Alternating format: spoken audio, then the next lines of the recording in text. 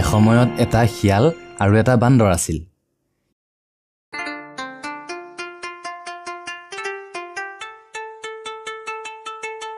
সিহঁতে দুয়ো সখী পতাই হেঁপাহ পলুৱাই খাই ফুৰিবলৈ আলচ কৰিলে। এদিন সিহঁতে ক'ত কি খাবলৈ পাওঁ বুলি ভাবি হাবিৰ মাজৰ ৰাজালি এটাৰ কাষত লুকাই আছিল। এনেতে সেই বাটেদি গোটাচেৰেক মানুহে বিয়াৰ গাখীৰ গুড় কলকুঁহিয়াৰ ভাৰ বান্ধি লৈ যোৱা দেখিলে। তাকে দেখি শিয়ালে বান্দৰক ক'লে, সখী, সেই মানুহকেইটাই লৈ যোৱা বস্তুবোৰ খাব লাগিব। এতেকে এটা বুদ্ধি উলিওৱা যাওক। তুমি অলপ দূৰতে বাটৰ কাষৰ জোপা এটাৰ ভিতৰত লুকাই থাকা। মই এইখিনিৰ জোপা এটাতে লুকাই থাকোঁ। সিহঁত যেতিয়া আহি আমাৰ ওচৰ পাবহি, মই মাতিম হোৱা আৰু তুমি মাতিবা খোৱা। দেখিবা সিহঁতে হঠাৎ আমাৰ হোৱা খোৱা শুনিলে ভয় খাই বস্তু পেলাই লৰ মাৰিব। বান্দৰ আৰু শিয়ালে এই বুদ্ধি আলচি লুকাই থাকি মানুহকেইটা আহি ওচৰ পালত হোৱা হোৱা আৰু খোৱা খোৱা কৰিবলৈ ধৰিলে।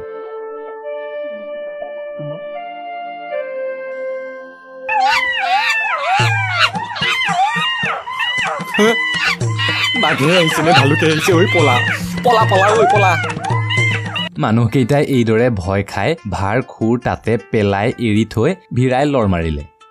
মানুহকেইটা পিয়াপি দি লৰ মৰা দেখি শিয়াল আৰু বান্দৰে ৰঙত দেও দুপাল পাৰি ভাৰৰ বস্তুবোৰ লৈ গৈ হাবিত সোমোৱালে।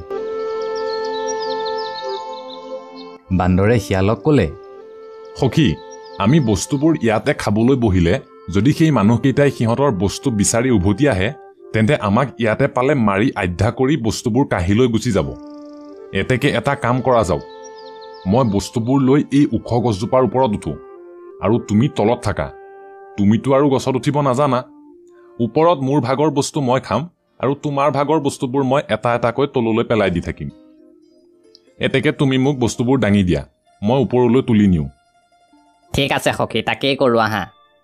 এই কথাত শিয়াল মান্তি হৈ বস্তুবোৰ দাঙি বান্দৰক দিবলৈ ধৰিলে আৰু বান্দৰে তুলি নি গছৰ ফেৰেঙনিত থবলৈ ধৰিলে। সকলোখিনি বস্তু ফেৰেঙনিত লগাই থৈ অতাই বান্দৰে গছৰ ডালত বহি মহাসুখে নিশ্চিন্ত মনেৰে হেঁপাহ পলুৱাই খাবলৈ লাগিল। শিয়ালে গছৰ তলৰ পৰা মাত লগালে, সখী, মোৰ ভাগ ক'ত? বান্দৰে কল খাই বাকলিটো তললৈ পেলাই দি ক'লে, সখী, চাবা চাবা, সেইটি কল গৈছে, ধৰিবা।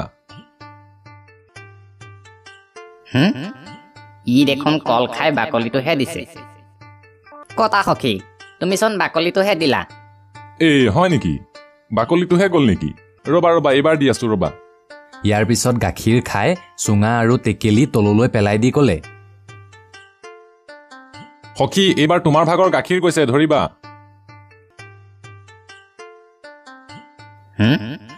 ই দেখোন গাখীৰ খাই সুদা চুঙা আৰু টেকেলিহে মোলৈ দিছে। কতা সখী, তুমিচোন সুদা চুঙাটোহে দিলা। এই হয় নেকি? ৰ'বা, এইবাৰ কুঁহিয়াৰ দিছো, ধৰা।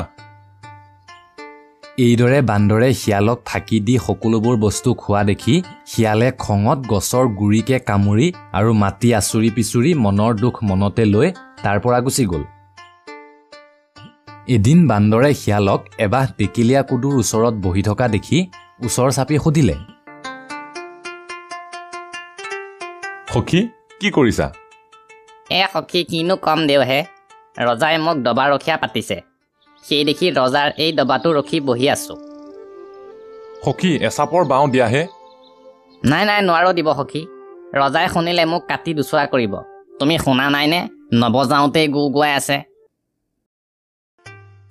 একো নহয় সখী, লাহেকৈ বাম দিয়া। নাই নাই, মই দিব নোৱাৰো। নহয় সখী, লাহেকৈ এচাপৰ বাওঁ দিয়া, ৰজাই নুশুনে। মোৰ বৰ মন গৈছে। বাৰু সখী, তোমাৰ কথানো পেলাওঁ কেনেকৈ?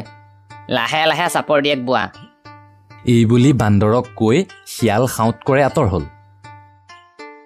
বান্দৰে হৰিষতে কুদুৰ বাঁহত চাপৰ মাৰিলত গোটেইবোৰ টেকেলীয়া কুদুৱে তাৰ হাতে ভৰিয়ে গায়ে মুখে উবুৰি খাই পৰি কামুৰিবলৈ ধৰিলে।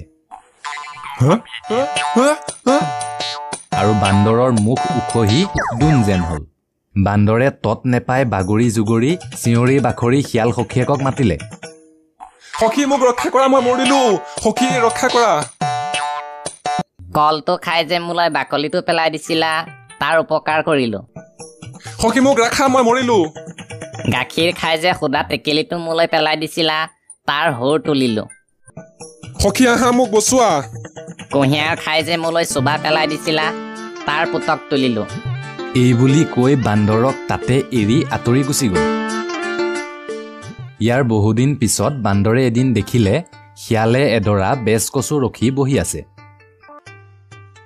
বান্দৰে তেতিয়া সেই কুদুৰ কথা একেবাৰেই পাহৰি গৈছিল। সি ওচৰ চাপি আহি শিয়ালক সুধিলে, সখী কি কৰিছা? সেইডৰা কি?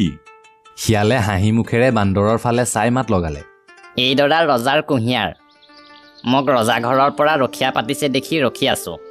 কিনো কৰিম দেওহে, ৰজাৰ হুকুম। কুঁহিয়াৰৰ নাম শুনিয়েই বান্দৰৰ মুখৰ পানী ওলাল। বান্দৰে ক'লে, সখী মোক সৰু চাহ এডাল খাবলৈ দিবানে? আও, তুমিনো কি কোৱাহে? ৰজাৰ কুঁহিয়াৰ মই তোমাক কেনেকৈ খাবলৈ দিওঁ? ৰজাই শুনিলে মোকতো মাৰিবই, পেটৰ পোৱালিকো চিৰি মাৰিব। এডালহে খাম সখী। নাই নাই সখী, মই হ'লে দিব নোৱাৰোঁ। নহয় সখী, মোৰ বৰ মন গৈছে। এডাল মনে মনে খাবলৈ দিয়া, ৰজাই গম নাপায়। বাৰু খাব খুজিছা খোৱা, মোৰ যি হয় হ'ব আৰু, কিন্তু এডালতকৈ বেছি নাখাবা। শিয়ালৰ অনুমতি পোৱা মাত্ৰকতে খকুৱা বান্দৰে ডাঙৰ কচু এডাল আনি লৰালৰিকৈ চুবাবলৈ ধৰিলে।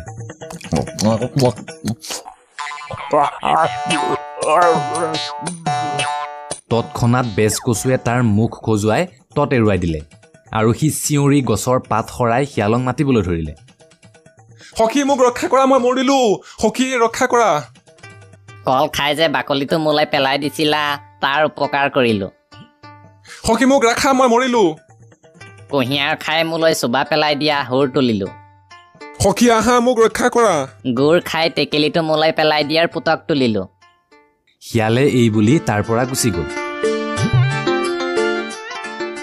এই ঘটনাৰ অনেক দিনৰ পিছত এদিন বান্দৰে ফুৰি চাকি ফুৰোতে দেখিলে যে শিয়ালটো এটা পুৰণি পাটনাদৰ ওচৰত বহি আছে। পাটনাদৰ মুখখন মকৰা জালে ঢাকি থৈছিল। বান্দৰে আগৰ দুবাৰৰ কথা একেবাৰেই পাহৰি গৈ শিয়ালক সুধিলে, সখী কি কৰিছা? এয়া সখী কিনো ক'বা, ৰজাৰ ঘৰৰ এটা বিষয় মোৰ গাত সদায় লাগিয়ে আছে। ৰজাৰ এইখন কুঁৱৰীৰ যৌতুকত পোৱা দোলাৰ মোক ৰখীয়া পাতিছে, তাকে ৰখি আছোঁ। ৰজাৰ দোলাত উঠিবলৈ বৰ সুখ নহয়নে সখী? কেনেকুৱা এবাৰ মই উঠি চাওঁ দিয়াচোন। ৰজাই কেনেবাকৈ দোলাত কোনোবা উঠাৰ চিন পালে মোক আজৰি কৰিব। লাহেকৈহে উঠিম সখী। নাই নাই সখী, মই কোনোপধ্যে তোমাক ইয়াত উঠিবলৈ দিব নোৱাৰোঁ। কি চিন পাবহে? লাহেকৈ উঠি নামি যাম। দিয়া মোৰ সখী, এবাৰ উঠি চাবলৈ দিয়া। যদি নেৰা উঠিব খুজিছা, তেন্তে কোনেও দেখোঁতেই বেগতে উঠা।